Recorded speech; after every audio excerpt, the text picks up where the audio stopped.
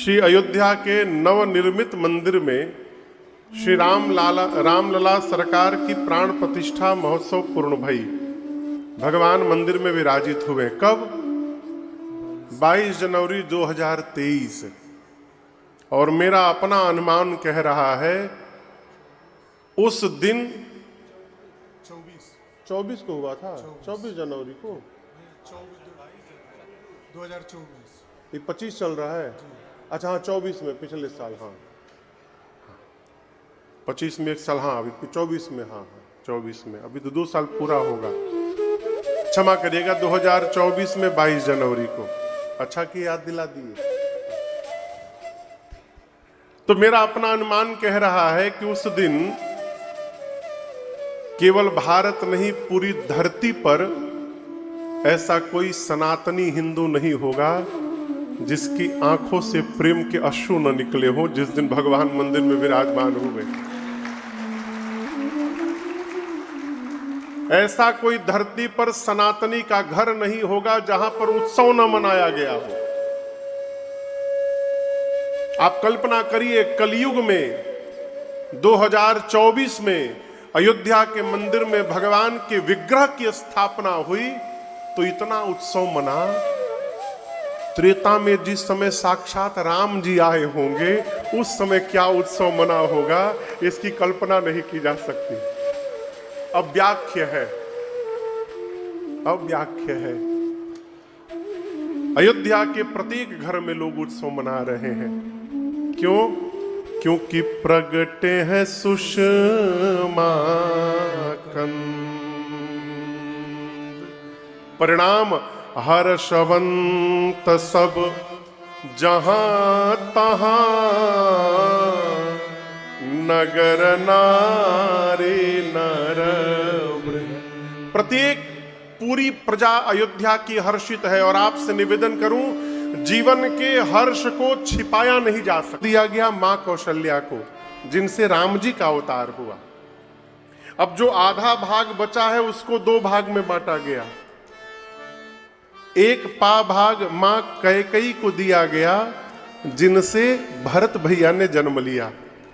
अब जो बचा हुआ पा भाग है, गुरुदेव ने कहा था कि इसको 2 भाग में बांटिएगा, और एक भाग कौशल्या जी को और एक भाग कैकेयी जी को देकर कहिएगा, दोनों रानियां प्रसन्न मन से सुमित्रा जी को प्रसाद देंगी।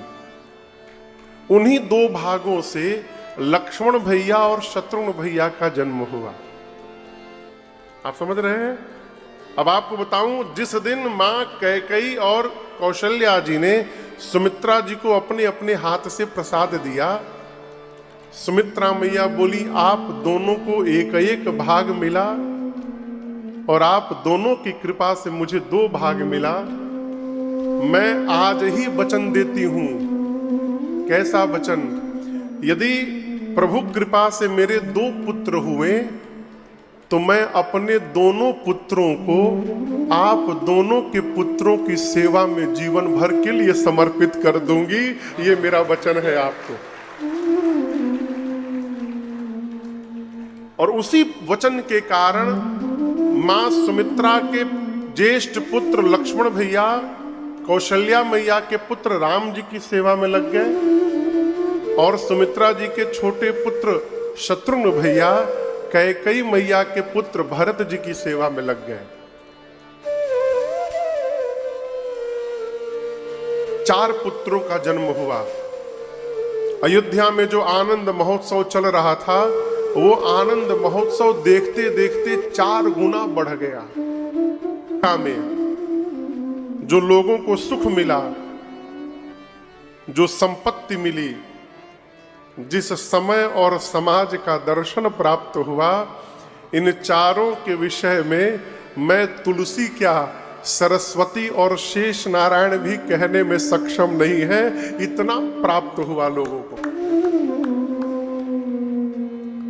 बाल्टी में यदि पानी रखा हो ना तो आप उसको माप सकते हैं। माप सकते हैं कि नहीं माप सकते हैं? बताइए कितना लीटर पानी है, माप सकते हैं ना? टंकी में रखा हो तो माप सकते हैं? बोलिए। तालाब में पानी हो तो माप सकते हैं, नदी के भी जल को मापा जा सकता है, लेकिन आज तक विश्व में ऐसी कोई तकनीक नहीं बनी जो समुद्र के जल को माप कर बता दे समुद्र में कितना जल है। अयोध्या में भगवान के आने के बाद जो सुख मिला उसको बताया नहीं जा सका, मापा नहीं जा सका। क्यों? साक्षात सुख के सिंधु ने अवतार लिया है। भगवान सुख के समुद्र है, और जहां समुद्र ही उपस्थित हो जाए उसको कौन कितना बताएगा। इसलिए सुख कहने में नहीं आया। संपत्ति, देखिए हम और आप अर्थ प्राप्त करते हैं, ये महात्मा जो बैठे हैं ये परम अर्थ प्राप्त करते हैं। अर्थ यानी धन। हम और आप ऐसे ऐसे गिनते हैं ना, ऐसे ऐसे। हम महात्मा लोग ऐसे ऐसे गिनते हैं। हम भी जमा कर रहे हैं, ये भी जमा कर रहे हैं। हम जो जमा कर रहे हैं ये छूट जाएगा, ये जो जमा कर रहे हैं ये अपने साथ ले करके जाएंगे। ये परम अर्थ है। आपको एक कहानी सुनाऊं, ये सत्य घटना है। एक महात्मा हजारी माला जपते थे।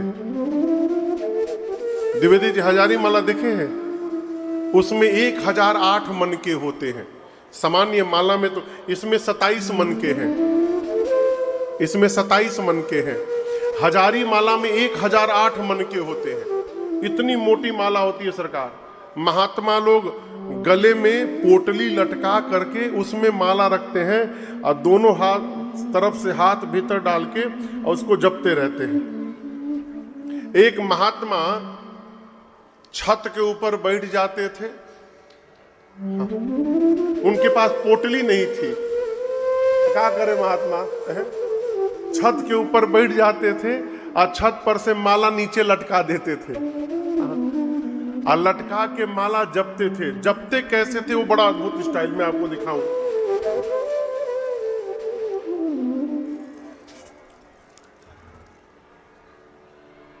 ये 108 मन के वाली माना है, इसमें 108 है। उनमें 1008 थे महात्मा में। तो उतनी बड़ी माला कहां रखे, तो वो छत पर चल के नीचे लटका देते थे और लटका के ऐसे ऐसे नहीं जपते थे। राम, एक बार राम बोले 150-200 खींच दे।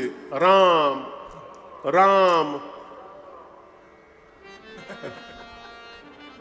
एक ने कहा कि महाराज हम आज तक ऐसे ऐसे जपते हुए देखे हैं और आप पहली बार ये नया स्टाइल देखे, निंजा टेक्निक माला जपने का। आप एक बार में 150-200 खींच दे रहे हैं, ऐसा क्यों कर रहे हैं? महात्मा बोले तुम मूर्ख हो, यहां राम नाम की लूट मची है, जितना लूट सकते हो लूट लो। बोले जब तक तुम एक लूटोगे तब तक मैं 150 लूट लूंगा। ये क्या है? ये मुनियों का धन है, संपत्ति है। इसीलिए जब राम जी अयोध्या में अवतार लिए तो अवधवासियों को जो संपत्ति प्राप्त हुई वो कहने में नहीं आ सकता। और मैं आपको बताऊं, आप अरबों के संपत्ति के मालिक हो जाइए, बगल वाला ही आपसे नफरत करेगा, आपसे चिढ़ेगा, आपको कोई पूछेगा नहीं। कौन के सुना रहा था हमको कि किसकी बिल्ली मरी तो 5000 लोग गए थे। कोई निजाम थे, उनकी बिल्ली जब मरी तो उस बिल्ली को दफनाने में 5000 लोग गए और जब निजाम मर गए तो कौनों नहीं गए। आप अरबों की संपत्ति हो जाइए, कोई नहीं पूछने वाला है। और आप भगवत नाम की संपत्ति जमा कर लीजिए, पूरा जगत आपको सिर पर उठा करके रखेगा। ये भगवत नाम की संपत्ति की महिमा है, ये मुनियों का धन है। मुनि धन जन सर्वस शिव प्राण। गोस्वामी जी कहते हैं जो लोगों को सुख मिला, जो संपत्ति मिली, जिस समय का दर्शन मिला, समय का दर्शन। राम जी का जन्म कब हुआ आप बताइए? कल ही बताया हूं मैं। कौन से महीने में? सब हम ही बोले। चैत्र मास। कौन से पक्ष में? कौन सी तिथि में? दिन कौन सा? मंगलवार। आप में से कोई रामनवमी के दिन अयोध्या गया है? बस 10-20 लोग, हजारों की संख्या में। अच्छा, हाथ नीचे रखिए। आप लोग में से 5 तीर्थ कौन कर लिया है अपने जीवन में? 5 तीर्थ, कम से कम 5 तीर्थ। अच्छा, 10 तीर्थ कितने लोग कर लिए हैं? 100 तीर्थ हम किए हैं। 1000 तीर्थ कितने लोग किए हैं? उधर एक लोग खाली हाथ उठाए। 1000 तीर्थ कर लिए हैं? हम कर लिए हैं। अच्छा छोड़िए, दुनिया का सारा तीर्थ कौन करके बैठा है?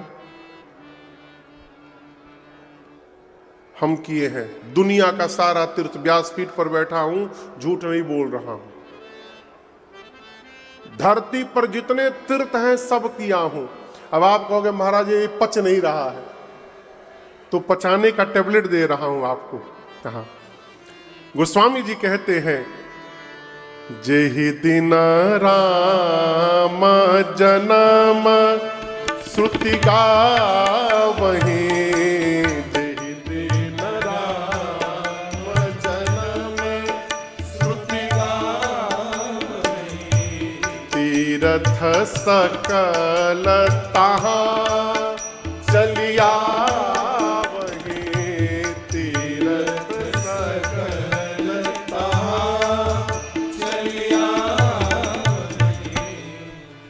जिस दिन वेद भगवान श्री राम जी के जन्म की तिथि बताते हैं, उस समय जन्म तिथि के दिन 12 बजे धरती के सारे तीर्थ अयोध्या पहुंच जाते हैं। कहां पहुंच जाते हैं? उस दिन उस समय अयोध्या में जो पहुंच गया, उसको बिना रुपया खर्चा किए सभी तीर्थों में जाने का फल प्राप्त हो जाता है। ये प्रमाण है चौपाई। रामनवमी के दिन आप अयोध्या पहुंच जाइए, सभी तीर्थों में जाने का फल प्राप्त हो जाएगा। और आप कल्पना करिए, जिस समय धरती के सारे तीर्थ दिखाई पड़ जाएं, उस समय के बारे में कोई क्या बताएगा? तो गोस्वामी जी कहते हैं, वह सुख संपत्ति समय समाजा। जिस समाज का दर्शन हुआ, जहां सारे देवता हैं, सारे तीर्थ हैं, उस समाज की व्याख्या नहीं हो सकती। गोस्वामी जी कहते हैं, दिन में ही ऐसा लगा कि राम जी से मिलने रात्रि आ गई हो। अंधेरा छा गया। अंधेरा क्यों छा गया? सारे पुरुष सोचे कि यज्ञ नारायण यदि प्रसाद न देते तो राम जी न आते। तो अयोध्या के सारे पुरुष यज्ञ नारायण को धन्यवाद देने के लिए अपने घर में आहुति करने लगे, स्वाहा स्वाहा। तो अग्निकुंड से क्या निकलेगा? धुआं। बोला करिए, क्या निकलेगा? धुआं। हाँ, सफेद रंग का ना? अच्छा, काला। नेवारी में करिया निकला था धुआं। हाँ, काला ही धुआं निकलेगा। क्या निकला? हर घर से क्या निकला? धुआं। और जो माताएं और सखियां थीं, वो घर से बाहर निकलकर थाल में अबीर लेके अबीर उड़ाने लगी। उड़ई उड़ई अबीर मनहु अरुणारी। अब सरकार, ये अबीर और घर का धुआं, ये दोनों मिल करके अयोध्या के ऊपर ऐसी मोटी परत बना दिए कि दिन में ही सूर्य भगवान छिप गए और नीचे लगा कि मानो भगवान से मिलने रात्रि आ गई हो। गोस्वामी जी लिखते हैं, प्रभु ही मिलन आई जनु रात्रि देवी आई। आपके घर में, आपके गांव में उत्सव चल रहा है, राम कथा चल रही है, पूरा गांव हर्षित है। सब लोग अपना काम धंधा करके और समय से आके बैठ जाते हैं, उत्सव चल रहा है ना। अब मान लीजिए आप ही के गांव में कोई चेहरा लटका के बैठा हो, तो पंडाल से जो निकलेगा जाएगा पूछेगा तहारा का भइल बा, क्या हुआ है। हम लोग गए थे बक्सर में कथा करने, वहां एक बाबा मिले, बड़े बुजुर्ग। तो उनका एक आदत है कि वो अपने दरवाजे पर खटिया लगा के सो जाते हैं, और जो भी उनके घर के सामने से गुजरेगा उनको प्रणाम करता, बाबा पाए लगी, तो मालूम है क्या कहते हैं, राजभोग। दीना बाबा, उनका नाम है दीनानाथ पांडे। हमसे बहुत पहले बोले थे, बाबू ऐसा एगो सामान मांग दो ना जौन कहीं मिलो ना। हमसे बोले थे बहुत पहले कि ऐसा कोई सामान मांग दीजिए जो कहीं मिले नहीं, हम पागल बनकर उसको ढूंढते रहे। तो अभी अब मैं कथा गाने गया तो करीबन 10-15-20 साल बाद मेरे से मिले वो, तो मैं पहचान गया उनको। तो बता रहे थे, महाराज क्या बताएं, हमारा कोई काम नहीं। उनकी अवस्था 90 साल के आसपास की है अभी। तो बोले मैं एकदम तंदुरुस्त है, दांत वात आंख सब ठीक है उनके। तो बोले मैं दरवाजे पर खटिया पे दिन भर पड़ा रहता हूँ, राम राम जपता रहता हूँ, दरवाजे से जो भी जाता है, अब ब्राह्मण हूँ, बुजुर्ग हूँ, तो प्रणाम करता है, तो हम कहते हैं राजभोग। राजभोग समझते हैं, राजा की तरह रहो, वो सबको यही आशीर्वाद देते हैं, राजभोग। तो एक आदमी को बोले राजभोग, तो गुस्सा गया, तो बोले विपत भोग। राजभोग आशीर्वाद दिए तो उसको गुस्सा आ गया, बोला अच्छा तुमको ये पसंद नहीं तो तुम जाओ विपत्ति भोगो। आपके घर में उत्सव हो और कोई विपत्ति में चेहरा जैसे लटका के खड़े रहते हैं, चेहरा उदास होके खड़ा हो जाए, आप पूछिएगा ना भाई आपको क्या तकलीफ है। रात्रि देवी का चेहरा गिरा हुआ था। राम जी देखे सभी देवता नृत्य कर रहे हैं, आनंद मना रहे हैं, ये रात्रि उदास है। तो भगवान ने रात्रि से पूछा व्हाट हैपेंड, आप क्यों उदास हैं। रात्रि ने कहा प्रभु मैं अपने दुर्भाग्य को देख करके उदास हूं।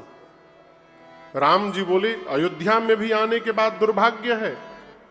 रात्रि ने कहा प्रभु ये सभी देवता इसलिए नाच रहे हैं कि इन सभी देवताओं ने आपको प्रकट होते देखा, मैं नहीं देख पाई।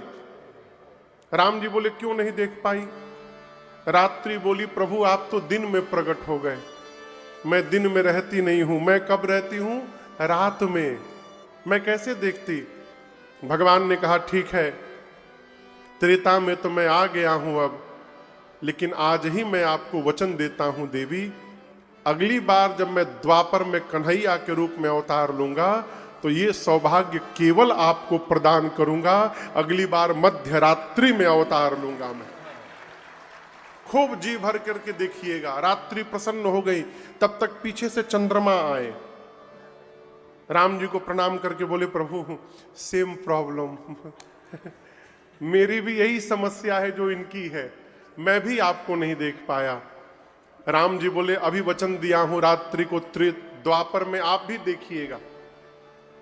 चंद्रमा बोले प्रभु त्रेता में आए हैं आप, द्वापर में आएंगे, इतना लंबा समय कैसे निकलेगा। भगवान ने कहा मैं आपको अपने नाम का सहारा देता हूं, मेरे नाम के सहारे निकालिएगा। उसी दिन से राम जी ने अपने नाम में चंद्रमा के नाम को जोड़ लिया और भगवान का नाम हो गया रामचंद्र भगवान। बोलिए रामचंद्र भगवान की जय। पूरे अयोध्या में आनंद महोत्सव चल रहा है। राम जी किस वंश में अवतार लिए हैं, सूर्य वंश। दिन में 12 बजे सूर्य कहां रहते हैं, ठीक सूर्य नीचे ऊपर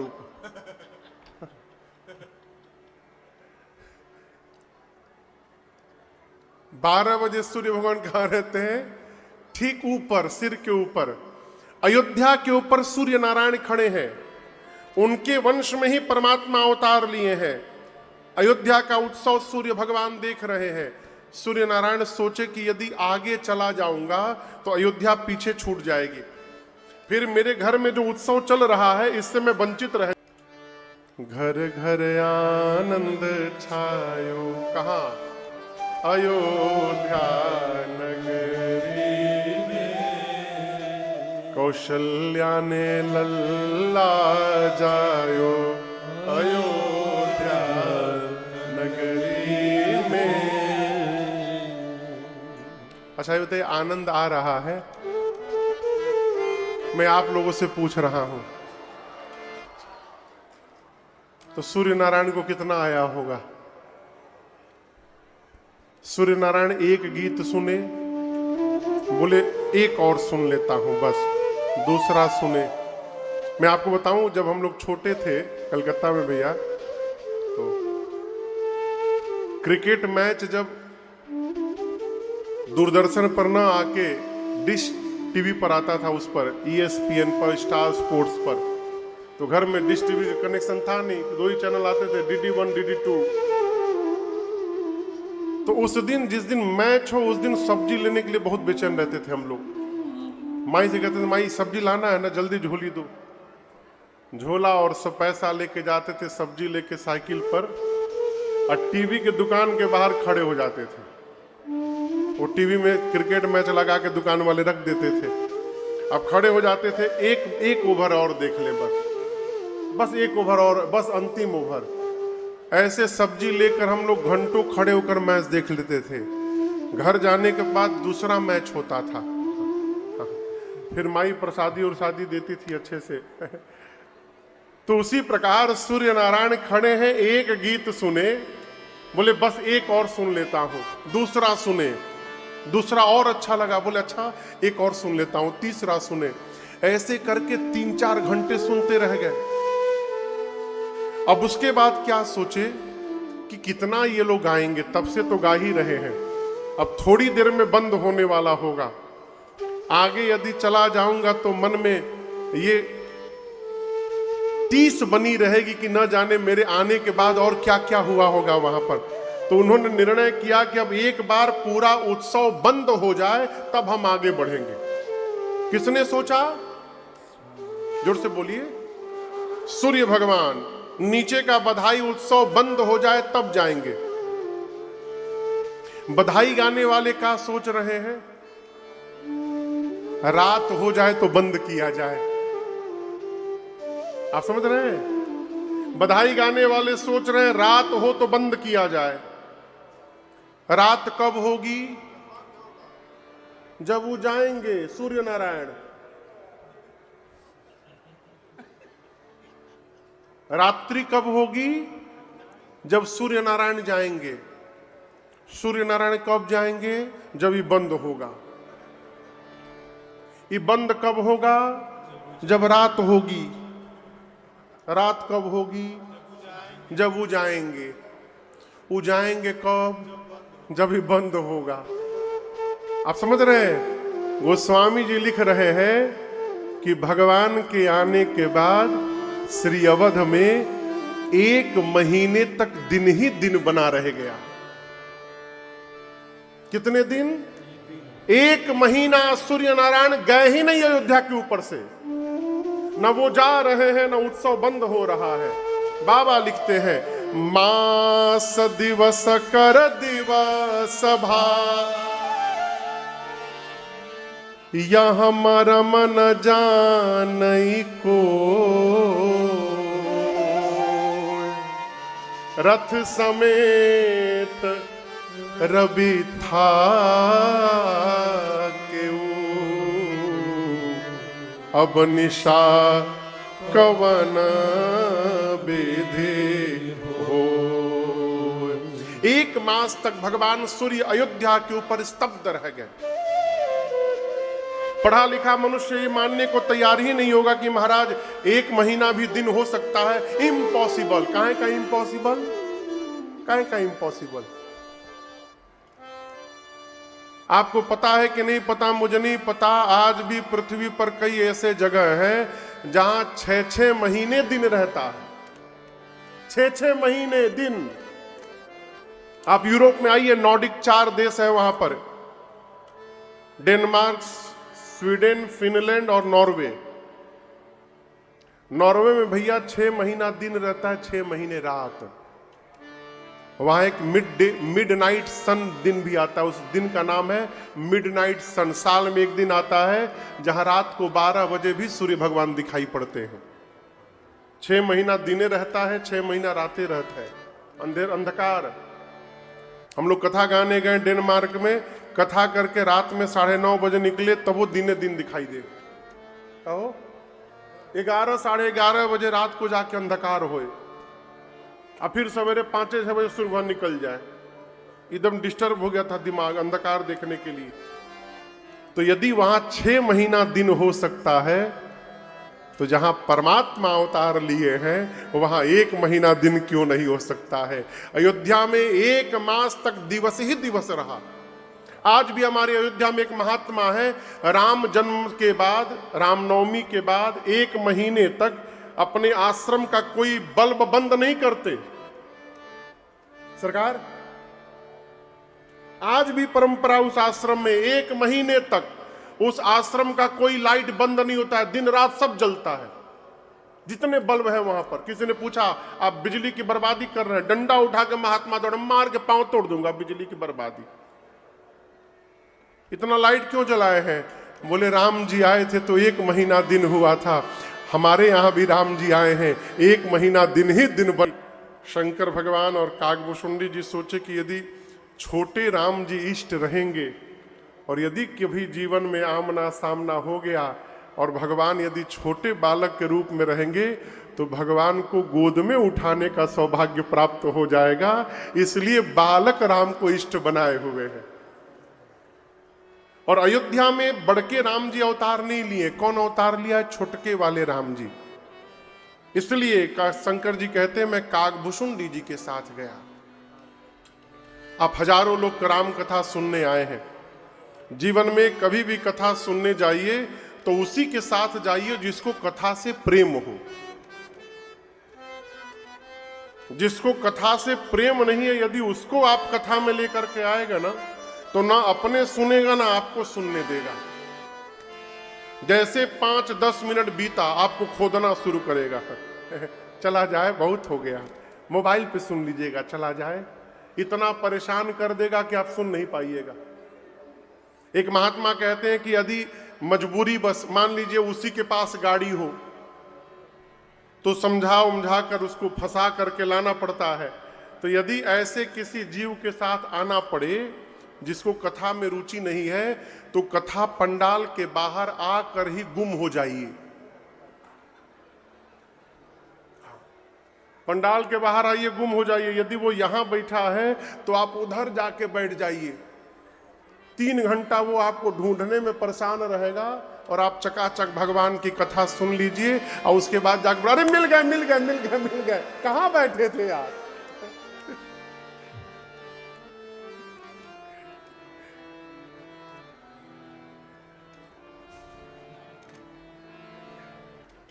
गांव पे यज्ञ था अपने, 5 साल जो यज्ञ हुआ, तो एक बार ठेकेदार चाहे किसी गायक को लेके आए थे।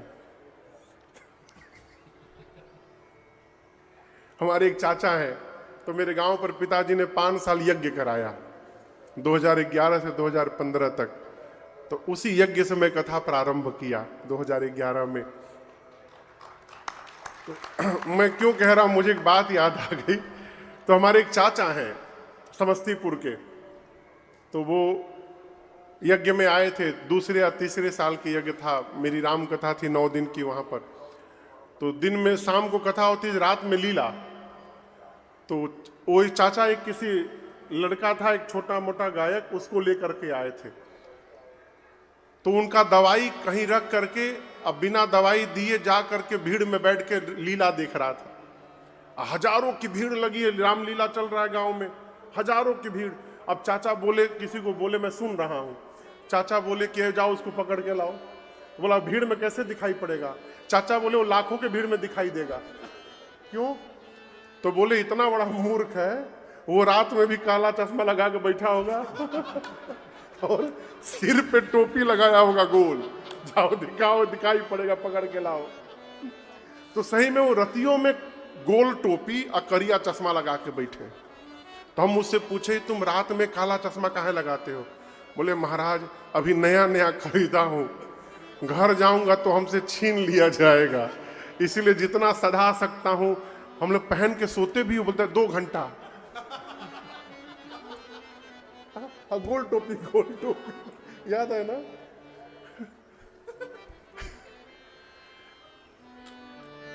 यात्रा उसी के साथ करिए माई बाप जिसके साथ भाव मिले, जिसके साथ स्वभाव मिले, जिसके साथ चित्त मिले और जिसके साथ हमारा चरित्र मिले, उसी के साथ यात्रा करिए, नहीं तो यात्रा आपका दुर्गम हो ही जाएगा। शंकर भगवान बोले मैं काकभूषुंडी जी के साथ गया, और दर्शन करिए बाबा ये नहीं बोल रहे हैं कि मेरे साथ काकभूषुंडी गए, ये नहीं बोले, क्या बोले? काकभूषुंडी के साथ मैं गया। अब आप कहोगे महाराज दोनों बतियाते कही, एक नहीं, बड़ा अंतर है दोनों में। मेरे साथ काकभूषुंडी गए, इसका मतलब जाने की प्लानिंग मैंने बनाई थी, उनको मैं लेकर के गया। उनके साथ मैं गया, यानी प्लानिंग वो बनाए थे, वो मुझे लेकर के यहां से गए। बाबा बोले काकभूषुंडी जी के साथ मैं गया। मां ने पूछा वहां पर जाने के बाद क्या क्या हुआ प्रभु? शंकर भगवान बोले हम लोग मनुष्य के रूप में गए देवी। अब अयोध्या में गए तो सामान्य मनुष्य बन गए, राजमहल में प्रवेश न मिले, तो मैंने क्या किया कि काकभूषुंडी को अपन चेला बना लिया और कहा काकभूषुंडी कुछ किया जाए कि पास मिले भीतर का। तो हमने कहा तुम पता करो अयोध्या में सबसे अधिक भीड़ कहां और किस समय होती है। तो एक दिन में काकभूषुंडी जी पूरा सर्वे रिपोर्ट लेकर के आए और बोले गुरुदेव सरजू जी के किनारे सवेरे सवेरे बहुत भीड़ होती है, सब लोग नहाने जाते हैं वहां पर। तो शंकर भगवान काकभूषुंडी जी से बोले ठीक है वहीं पर एक कमरा लो रेंट पर, अपना कार्यालय खोला जाएगा। सरजू जी के किनारे शंकर भगवान एक कमरा लिए रेंट पर सरकार, और वहां कार्यालय खुला और कार्यालय के ऊपर साइन बोर्ड लिखा गया भविष्य पूछो केंद्र, प्रोपराइटर शंकर शर्मा, मालिक कौन है दुकान का? शंकर शर्मा, उप सहायक भुसुंडी नारायण पाणे। शंकर भगवान बोले कस्टमर बनाना पड़ेगा, नया नया बिजनेस है तो ऑफर देना पड़ेगा, प्रचार करो सरजू जी के किनारे सवेरे सवेरे भुसुंडी जी कि 1 महीना तक गुरु जी बिना फीस लिए भविष्य बताएंगे। अब जैसे लोगों को पता चला कि बिना फीस दिए भविष्य हाथ देखा जाएगा, फ्री के नाम पे भारत में का हो रहा आप तो देख ही रहे हैं। लोग फ्री में फिनाइल पीने को तैयार हैं। हाँ सच बता रहा हूं मैं आपको। जैसे पता चला भीड़ लग गई बाबा के आगे, कार्यालय के आगे। और शंकर भगवान को क्या हाथ देखना है, बाबा हाथ पकड़ते थे, बोलने लगते थे सवेरे मार खाए हो तुम घर में।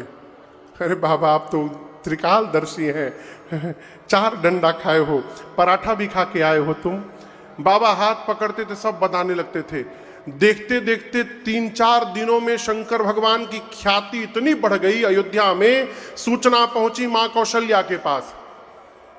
दासियों ने जाकर कहा महारानी एक बहुत भारी पंडित जी आए हैं, हाथ पकड़ते हैं पूरा भविष्य बता देते हैं। कौशल्या मैया ने कहा उनको बुला करके लाओ, मुझे अपने राम का भाग्य उनसे पूछना है। ऐसे सिपाही पहुंचे शंकर भगवान के कार्यालय के सामने।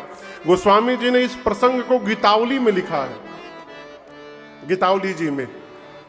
सिपाही पहुंचे शंकर भगवान के कार्यालय के आगे, भीड़ लगी है लंबी कतार। सिपाहियों ने पूछा शंकर शर्मा कौन है आप में से? बाबा बोले मैं हूं शंकर शर्मा, क्या हुआ? चलिए आपको महारानी ने बुलवाया है, उनके लल्ला का भाग्य बताना है। जैसे शंकर भगवान सुने, काकभूषुंडी जी से बोले चेला जल्दी पोथी पतरा बंद करो, चला जाए यहां से। अब जो लोग लाइन लगाए हैं वो बोले हमारा भाग्य कौन बताएगा? शंकर भगवान बोले तुम्हारा भाग्य तुम जानो, अब मैं अपना भाग्य देखने जा रहा हूं, बुलावा आ गया है प्रभु का। बाबा काकभूषुंडी जी को लेकर पहुंचे महल के द्वार पर। जैसे द्वार पर गए, सेवकों ने रोका, कहा आप परिचय दीजिए अपना दोनों लोग। शंकर भगवान बोले शंकर शर्मा, भुसुंडी जी बोले भुसुंडी नारायण पांडे, सेवक बोले केवल शंकर शर्मा के नाम से एंट्री पास बना है, आपका चेला नहीं जाएगा भीतर। शंकर भगवान बोले कोई बात नहीं, चेला को बाहर बिठाइए। काकभुसुंडी जी बोले बाबा आए हम लोग साथ में, जब भीतर जाने की बारी आई तो बाहर बिठाइए।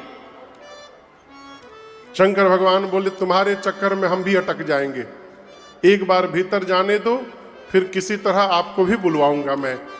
बाबा भीतर गए, माँ कौशल्या ने पांव पखारा, पूजन किया, दिव्य आसन पर बिठराया और उसके बाद राघव जी को गोद में लेकर मां शंकर जी के सामने आई। आपको मैं बताऊं, शंकर भगवान ने जब राम जी को देखा ना, तो शंकर जी को राम जी की याद नहीं आई, शंकर जी को भुसुंडी जी की याद आ गई। ए चेला बाहर बैठा है, वंचित रह जाएगा। मां ने लाकर कहा मेरे राम का भाग्य बताइए। शंकर भगवान बोले एक समस्या है। मां बोली कैसी समस्या है? शंकर जी बोले बच्चे में समस्या नहीं है, समस्या ये है कि मेरा जितना किताब है ना, सब हमारा चेला लेके बाहर बैठा है। अब पोथी पतरा तो चेला के पास है, मैं इसे कैसे बता दे? मां बोली अभी बुलवाती हूं। काकभुसुंडी जी की एंट्री हुई, वाइल्ड कार्ड एंट्री, हाँ स्पेशल एंट्री हुई। काकभुसुंडी जी जैसे पहुंचे, मन ही मन बाबा को धन्यवाद दिए। अब गुरु चेला दोनों भगवान का दर्शन कर रहे हैं। कौशल्या मैया ने राम जी को शंकर भगवान की गोद में दे दिया। बाबा राम जी को गोद में लिए और एक हाथ ले करके राम जी का शंकर जी देखने लगे। अब काकभुसुंडी जी सोचे कि गुरु जी अकेले अकेले लूट रहे हैं, हमसे पूछ भी नहीं रहे हैं। तो काकभुसुंडी जी कौशल्या मैया से बोले कि नमस्ते, माई सेल्फ भुसुंडी नारायण पांडे, मैं गुरु जी का असिस्टेंट हूं। आपको एक बात नहीं मालूम है, मेरे गुरु जी हाथ की रेखा के स्पेशलिस्ट हैं, हम पांव की रेखा के स्पेशलिस्ट हैं। जब तक गुरु जी हाथ की रेखा देख रहे हैं, आप कहिए तो हम पांव देख लें। कौशल्या मैया बोली देख लीजिए। अब भगवान के छोटे छोटे पांव, श्री काकभुसुंडी जी एक ही हाथ में भगवान के दोनों पांव पकड़ लिए और उसके बाद जो राम जी का दूसरा हाथ खाली था ना, उस हाथ को लेकर के अपने सिर पे रख लिए। शंकर भगवान देखे हम गुरु होके केवल एक हाथ पकड़े हैं, ये चेला होके हाथ पांव दोनों पकड़ लिया, ये चेलवा हमसे आगे निकल गया। आज काकभुसुंडी जी के सौभाग्य पर शंकर भगवान गदगद हो गए। कहते हैं देवी मां भव पार्वती से, देवी मैंने उस दिन देखा, ते ही अवसर जो जेहि विधिया। उस समय महाराज दशरथ के सामने जो आया, महाराज से जिसने जो कुछ भी मांगा, क्या है महाराज, आप जितनी बार अपने बच्चों को पुकारिएगा, न चाहते हुए भी उतनी बार आपके मुख से भगवत नाम का उच्चारण होता रहेगा, ये इसका लाभ है। अजामिल इसी में तर गया। कैसे? अजामिल महापापी था, महापापी, लेकिन उसके बेटे का नाम था नारायण। जब उसका प्राण निकलने का समय आया ना, तो अपने बेटे को पुकारने लगा, नारायण कहाँ हो, नारायण कहाँ हो। पुकार रहा था अपने बेटे को, लेकिन भगवान नारायण ने कहा कि ये मुझे पुकार रहा है, और भगवान ने अपने पार्षदों को भेज दिया उसको भगवत धाम ले जाने के लिए, भगवत नाम के कारण। गुरुदेव भगवान को बुलाकर दशरथ जी ने पूजन किया और हाथ जोड़कर कहा, गुरुदेव आप मेरे बच्चों का नामकरण करिए। गुरु जी ने कहा, महाराज इनके अनेक नाम हैं, आप कह रहे हैं, उन अनेक नामों में से एक एक नाम मैं आपको आज बता रहा हूं और आप दर्शन करिए। कितने पुत्र हैं महाराज के?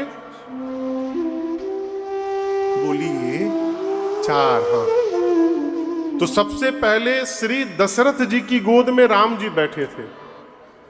गुरुदेव ने देखा और कहा महाराज आपके ज्येष्ठ पुत्र ये जो आनंद सिंधु सुख राशि, जो आनंद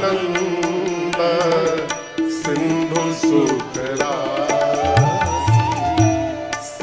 करते त्रैलोक सुपासी, करते त्रैलोक सुपासी, सो सुख धाम राम असना, सो सुख धाम राम असना, अखिल लोकदायक विश्रामा, अखिल लोकदायक विश्रामा, अखिल लोकदायक विश्रामा, अखिल लोकदायक विश्रामा। गुरुदेव ने कहा महाराज आपके ज्येष्ठ पुत्र जो आपकी गोद में बैठे हैं ये पता है कौन है? महाराज बोले नहीं मालूम। गुरु जी बोले महाराज ये आनंद के समुद्र हैं। राम जी क्या है? आनंद के समुद्र। आप लोग समुद्र देखे हैं सही में? बोलिए बोलिए, सही में? नहीं सही में तो टीवी में देखा होगा। समुद्र के पास जाकर पता चलता है कितना विशाल है समुद्र। गुरु जी कह रहे हैं समुद्र में जितना पानी भरा है राम जी के पास उतना आनंद भरा हुआ है। राम जी आनंद के समुद्र हैं। कई लोग कहते हैं कि भगवान ने हमको बहुत दुख दे दिया महाराज। मेरा इस वाक्य से आपत्ति है। जो सामान जिसके पास है ही नहीं वो देगा कहां से? आप सोचिएगा, भगवान के पास तो केवल आनंद भरा है, तो जिसके पास आनंद है वो दुख कैसे दे देगा? ये कथा कहती है हमको जीवन में यदि सुख मिल रहा है वो भगवत कृपा से प्राप्त हुआ है, और दुख मिल रहा है वो हमारे अपने कर्म का परिणाम हमको प्राप्त हो रहा है। भगवान किसी को दुख नहीं देते। गुरु जी ने कहा आपके पुत्र आनंद के समुद्र हैं। सीकर जानते हैं? सीकर, सीकर। संजीव जी सीकर जानते हैं? आप लोग कोई जानता है सीकर? पानी का कभी झरना देखा आप लोगों ने? झरना के पास जाइए तो पानी का फव्वारा आता है। पानी का फव्वारा, उसको अंग्रेजी में मिस्ट कहते हैं। तो पानी के फव्वारे में एक छोटा सा जो पानी का कण है उसको सीकर कहते हैं। इसको और सरल भाषा में यदि समझाऊं तो पानी के एक बूंद को 1000 भाग में बांट लीजिए, उसका जो एक भाग होगा उसका नाम है सीकर। गुरुदेव ने कहा ये आपके जो ज्येष्ठ पुत्र हैं ये आनंद के समुद्र हैं, और सीकर रूपी दया से पूरे त्रैलोक्य का पालन करने वाले हैं राम जी। सीकर मात्र दया से, सीकर ते त्रैलोक सुपासी, ये सुख के धाम हैं महाराज।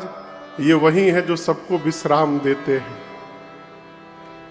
परम विश्राम। और आप इसका प्रमाण दर्शन करिए। जब जीव की अंतिम यात्रा निकलती है तो और कुछ नहीं कहा जाता। क्या कहा जाता है? राम नाम। ये नहीं कहते कृष्ण नाम सत्य है, शिव नाम सत्य है। क्या कहते हैं? राम नाम सत्य है। क्यों? राम जी ही विश्राम देने वाले हैं। मेरी आपसे कोई अपेक्षा नहीं है, केवल एक निवेदन मैं करूंगा। आप धोती पहनिए, पैंट पहनिए, जो मन करे पहनिए, जो भी काम करते हैं करते रहिए, केवल अपनी जिह्वा से भगवत नाम का उच्चारण करते रहिए। बस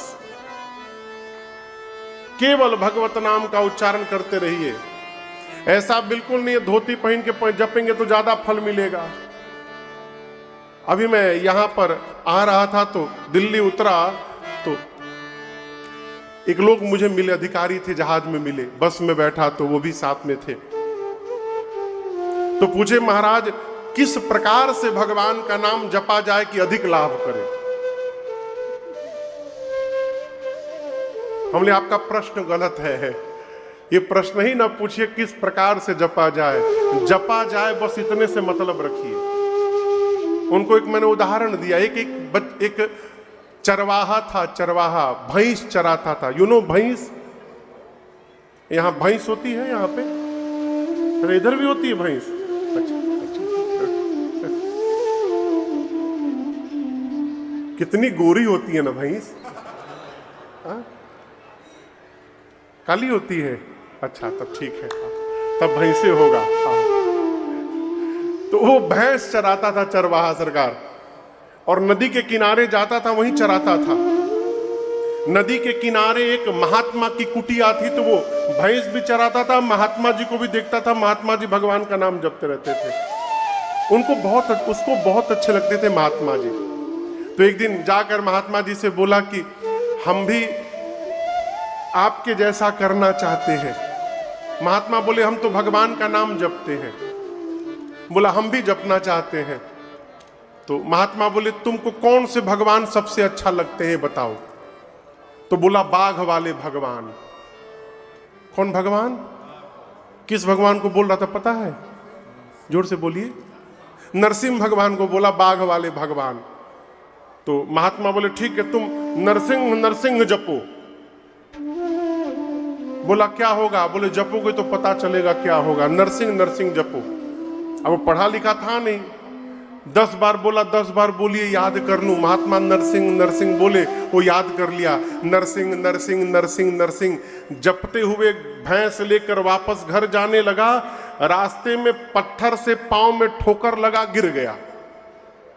और जब गिर के देखा तो पांव फूट गया, उससे खून निकल रहा है। अब उसको मिट्टी उट्टी लगा के खून को बंद किया, साफ किया। 5-10 मिनट का समय बीता और इतनी देर में वो नाम भूल गया, वो नरसिंह भूल गया, उसको केवल सिंह याद रहा, सिंह। अब बोला गुरुजी बोले थे कुछ सिंह था, कुछ ऐसा कुछ था। तब तक उसको अपनी उसकी भैंस दिखाई पड़ गई, भैंस का सिंह। बोला ओहो हाँ याद आ गया। अब वो नरसिंह के जगह भैंस का सिंह जपने लगा।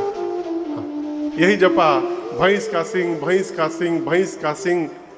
और आपको आश्चर्य लगेगा, वो इतनी निष्ठा से जपने लगा कि उसको एक दिन भगवान ने साक्षात प्रकट होकर दर्शन दे दिया। वाल्मीकि जी तो मरा मरा जपे थे, व्याध थे व्याध। ब्राह्मण कुल में जन्म होने के बाद भी व्याध का कर्म करते थे सरकार। विप्रवंश में जन्म मिला वाल्मीकि जी को, लेकिन काम व्याध का करते थे। पशुओं को मारते थे जंगल में और आने जाने वाले राहगीरों को लूट लेते थे। एक दिन नारद जी मिल गए उनको जंगल में।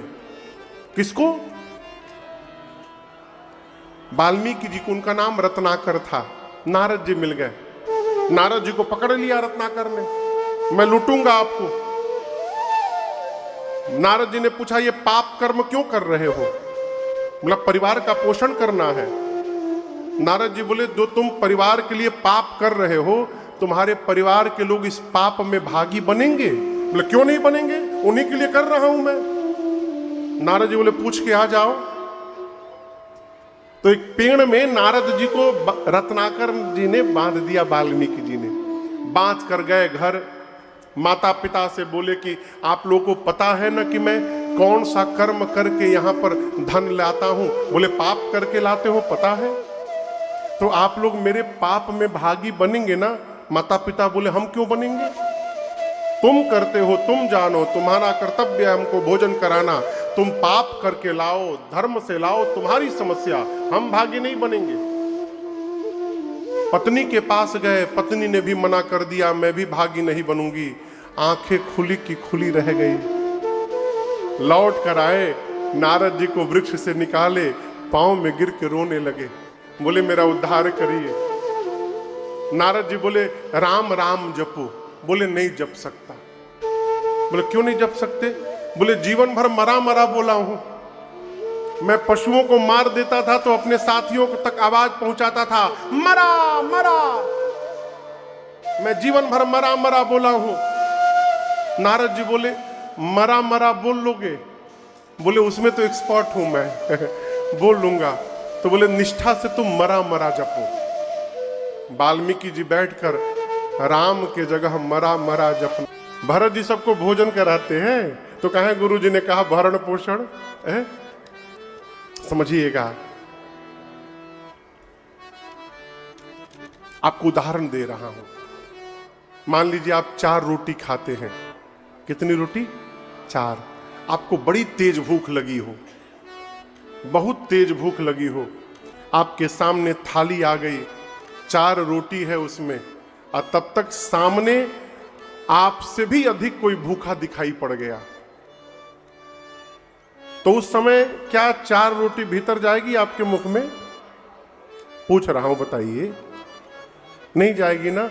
आप क्या करेंगे? 2 रोटी अपने खाएंगे और 2 रोटी सामने वाले को खिला देंगे।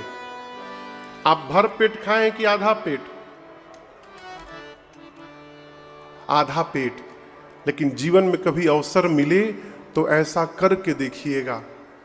4 रोटी खाकर जितनी आपको संतुष्टि नहीं मिलेगी, उससे अधिक संतुष्टि अपनी 2 रोटी सामने वाले को खिला करके प्राप्त होगी।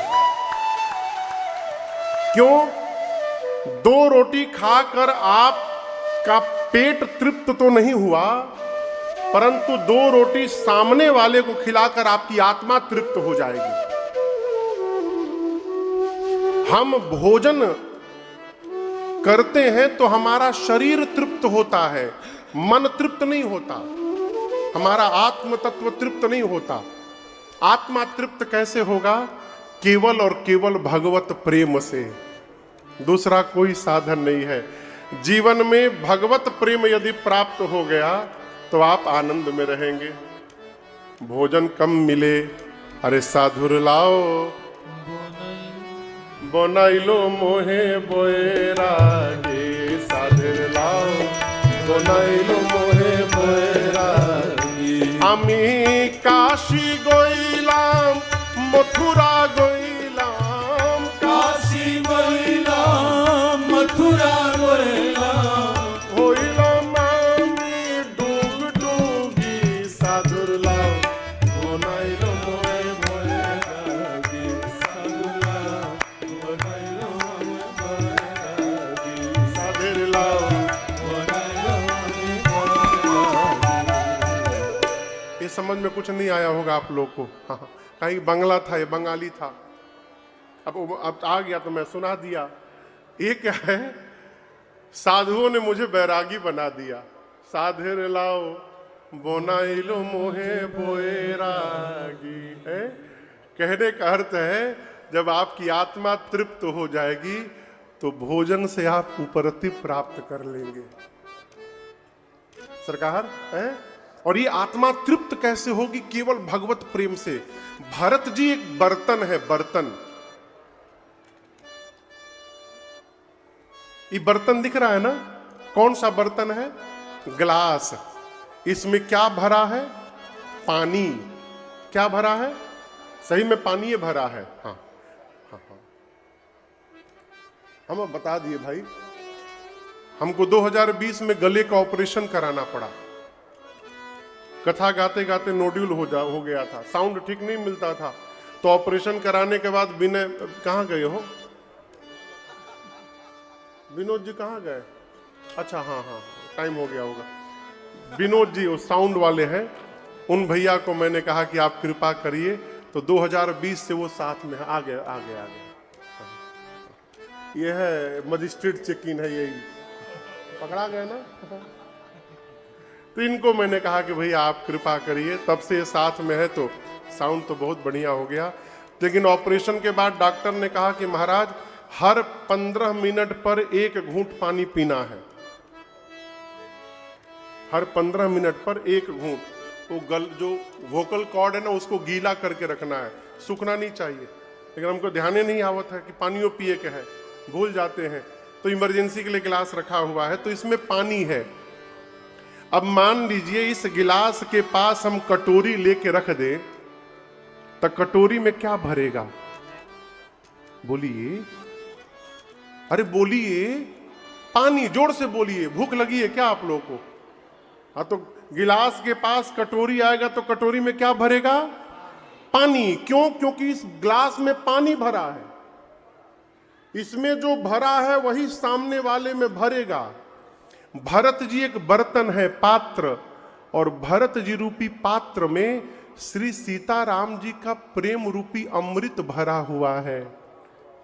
गोस्वामी जी कहते हैं, सिया राम प्रेम पीयूष पूरन होत जन्म न भारत को। भरत जी रूपी पात्र में श्री सीताराम जी का प्रेम रूपी अमृत लबालब भरा हुआ है, और जो भी मनुष्य भरत जी की शरण में आएगा, उनके पास में आएगा, भरत जी उसके भी हृदय में श्री सीताराम जी का प्रेम रूपी अमृत लबालब भर देंगे। जो सबको राम प्रेम से भरता है उसका नाम भरत होगा। इसलिए कहा भरण पोषण। भरत जी राम प्रेम से पोषण करते हैं, इसलिए इनका नाम क्या पड़ा? भरत। पूरी सभा बोली, बोलिए भरत लाल सरकार की जय। अब भरत जी के बाद किसका नंबर है? लक्ष्मण भैया का। लेकिन यहां शत्रुघ्न भैया ओवरटेक करके बैठे हैं। हाँ। मां कैकेयी की गोद में सबसे छोटे भैया शत्रुघ्न जी बैठे थे। गुरुदेव ने कहा, महाराज आपके सबसे छोटे कुमार जाके सुमिरन तेरी पुनासा, नाम शत्रुघ्न वेद बोले, आपके सबसे छोटे कुमार, इनके नाम को जो स्मरण करेगा उसके सारे शत्रु समाप्त हो जाएंगे। ये बड़ा बहुत अटपटा विषय है। आप सब जानते हैं शत्रुघ्न भैया कभी किसी को मारे ही नहीं है। राम लक्ष्मण जी युद्ध किए थे, शत्रुघ्न जी नहीं किए थे। शत्रुघ्न जी केवल एक बार मारे हैं। किसको मारे हैं पता है?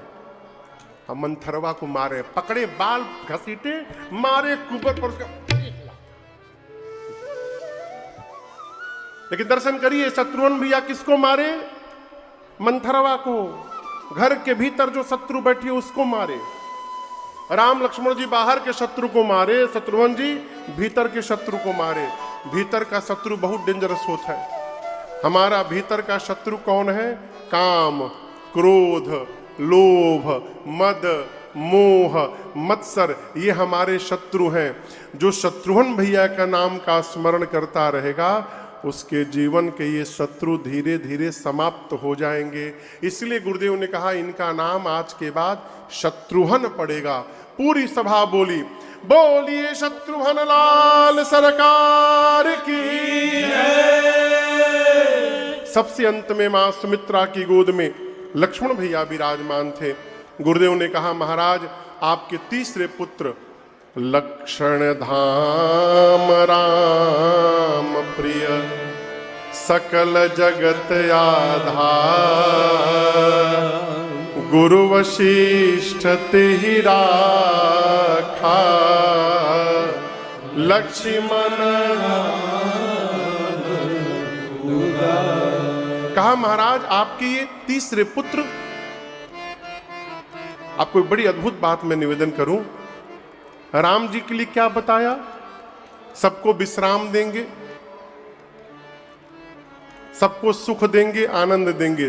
3-4 लक्षण बताएं राम जी में। सरकार भरत जी में एक लक्षण बताया, सबका भरण पोषण करेंगे। शत्रुघ्न जी में एक लक्षण बताया, शत्रुओं का नाश करेंगे। लेकिन जब लक्ष्मण जी की बारी आई तो गुरुदेव ने कहा, महाराज ये सभी शुभ लक्षणों के धाम हैं। जितने शुभ लक्षण हैं सबके धाम हैं। राम जी के प्रिय हैं, इसलिए महाराज आज के बाद इनका नाम लक्ष्मण होगा। पूरी सभा बोली, बोलिए लखनलाल सरकार की जय। नामकरण संस्कार हुआ। भाव सो अज प्रेम भगति बस मां कौशल्या के गोद। कल की कथा याद करिए। पार्वती जी ने भगवान शंकर से प्रश्न किया कि प्रभु, जो ब्रह्म है वो एक राजा का बेटा कैसे बन गया? उस प्रश्न का उत्तर भगवान शंकर दे रहे हैं, देवी, जो व्यापक है, सर्वव्यापक ब्रह्म है, अजन्मा है, अज है, विनोद से परे है, निर्गुण है, वही भगवान। आपने पूछा राजा के बेटे कैसे बन गए? केवल प्रेम भक्ति के कारण। सो अज, अज यानी जो कभी जन्म नहीं ले सकता, केवल प्रेम भगति बसा आज मां कौशल्या के गोद। केवल प्रेम के कारण भगवान निर्गुण से सगुण हो गए हैं, प्रेमा भक्ति के कारण। आपको बताऊं, एक दिन कौशल्या मैया राम जी को सुंदर स्नान कराकर सजा करके डिठौना लगा करके, डिठौना समझते हैं ना? हाँ हाँ, यहाँ गोल काला टीका लगाते हैं ना, वही डिठौना। आजकल ही गायब हो गया है। डॉक्टर कहते काजल न लगाइए बच्चों को, इन्फेक्शन हो जाएगा। वो पेंसिल वाला काजल से इन्फेक्शन जरूर हो जाएगा।